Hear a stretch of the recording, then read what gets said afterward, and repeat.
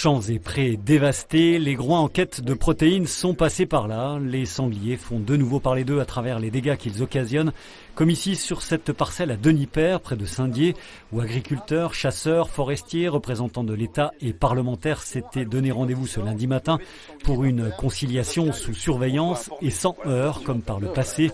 Le propriétaire des lieux, comme ses voisins du reste, avait forcément beaucoup de choses à dire. Tous les ans où il y a des dégâts de sangliers, je mets des betteraves pour les mettre au fil pour les animaux la nuit. Et après, cette année on va tout relabourer pour remettre en herbe.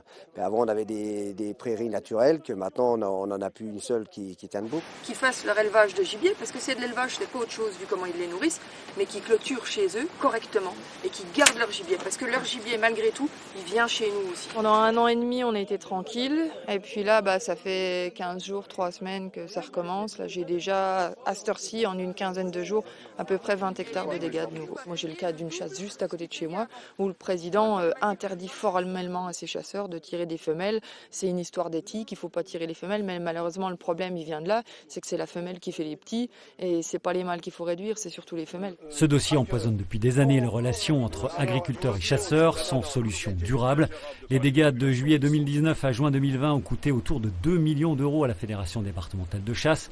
Face à la démographie galopante des sangliers, le monde agricole réclame leur classement en espèces nuisibles, des dérogations pour ouvrir la chasse à l'affût plus tôt et l'autoriser la nuit, mais aussi la fin des tirs sélectifs et de l'agrainage. Malheureusement, on s'aperçoit qu'il n'y a que lorsque les sangliers vont dans des pelouses ou de particuliers ou sur le golfe à Épinal qu'on fait bouger les choses. Aujourd'hui, nous ne sommes pas à dire on ne veut plus de dégâts de gibier, on sait très bien qu'on est dans un biotope qui est ouvert. Il y a des dégâts de gibier, il y a des gibiers, c'est normal. Maintenant, c'est des dégâts quand ils ne sont plus supportables et que l'alimentation de nos troupeaux n'est plus permise parce que toutes les pâtures sont dévorées par les animaux sauvages, des sangliers, ça ne peut plus aller. De son côté, la Fédération des chasseurs s'engage à faire passer les consignes aux sociétés locales de tirer massivement les sangliers sans restriction de taille ni de sexe, mais aussi de mieux se coordonner. On va inciter les sociétés de chasse à se réunir entre elles pour avoir des équipes de chasse plus importantes, plus performantes pour mieux prélever les sangliers parce que c'est très difficile, il faut beaucoup de fusils. Et ne croyez pas qu'on soit pour la prolifération du sanglier, bien au contraire, on veut réduire. Mais c'est pas facile, il y a 7000 chasseurs dans le département. Gérer 7000 individus, c'est très compliqué. Et pour les forestiers présents, très impactés également, la solution ne peut être que radicale vu les populations présentes partout.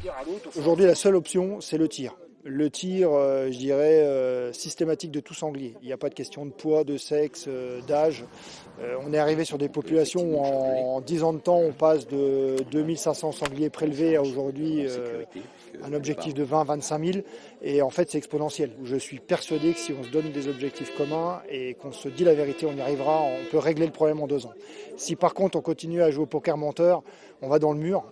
Un mur que les autorités veulent bien évidemment éviter. Le préfet, représenté ce lundi matin, a sollicité une nouvelle réunion de concertation entre tous les protagonistes de ce dossier majeur d'occupation et d'utilisation du territoire rural.